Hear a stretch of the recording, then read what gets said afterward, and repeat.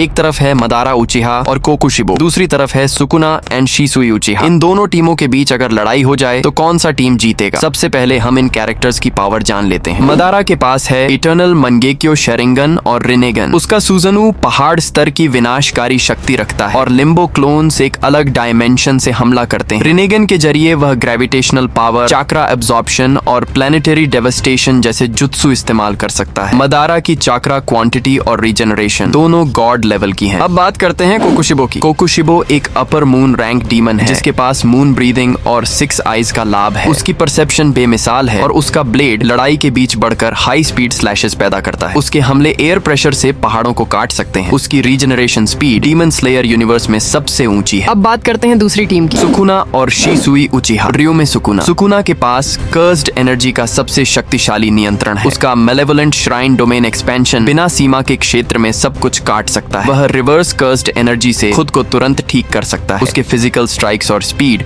दोनों super human level पर। शिसुई उचिहा। शिसुई के पास मंगेक्यो शेरिंगान है जिससे वह कोतोआ मत्सुकामी जैसा सबसे खतरनाक गेंजुत्सु इस्तेमाल करता है। उसकी बॉडी फ्लिकर टेक्निक की स्पीड लाइट के बराबर है। वह दुश्मन के ब्रेन को नियंत्रित करके बिना हमला किए जीत सकता है। उसका चाक्रा कंट्रोल और रिफ्लेक्सेस पूरी तरह प्रिसीजन पर आधारित है। Battle 1 Kokushibo versus शिसुई। कोकुशिबो अपनी मून ब्रीदिंग की लगातार वेव्स फायर करता है। हर स्लैश शिसुई के आसपास की जमीन तोड़ देता है, लेकिन शिसुई अपनी बॉडी फ्लिकर टेक्निक से हर मूव को डॉज कर लेता है। कोकुशिबो अपनी 6 आइज से शिसुई की मूवमेंट को प्रेडिक्ट करता है, पर शिसुई की स्पीड के कारण एक भी डायरेक्ट हिट नहीं लगता। कोकुशिबो अपनी रीजनरेशन और लॉन्ग रेंज ब्लेड एक्सटेंशन से पूरे एरिया पर नियंत्रण करता है। शिसुई उस पर गेंजुत्सु लागू करने की कोशिश करता है, लेकिन कोकुशिबो की 6 आइज उस इल्यूजन को तुरंत पहचान लेती है। फिर भी शिसुई के मंगेक्यो शेरिंगन का असर बहुत हाई लेवल का होता है। वह कोतोआ मत्सुकामी एक्टिवेट करता है, जिससे कोकुशिबो अपने ही अटैक्स के नियंत्रण से बाहर हो जाता है। कोकुशिबो अपनी moon breathing 16th form release करता है, पर शिसुई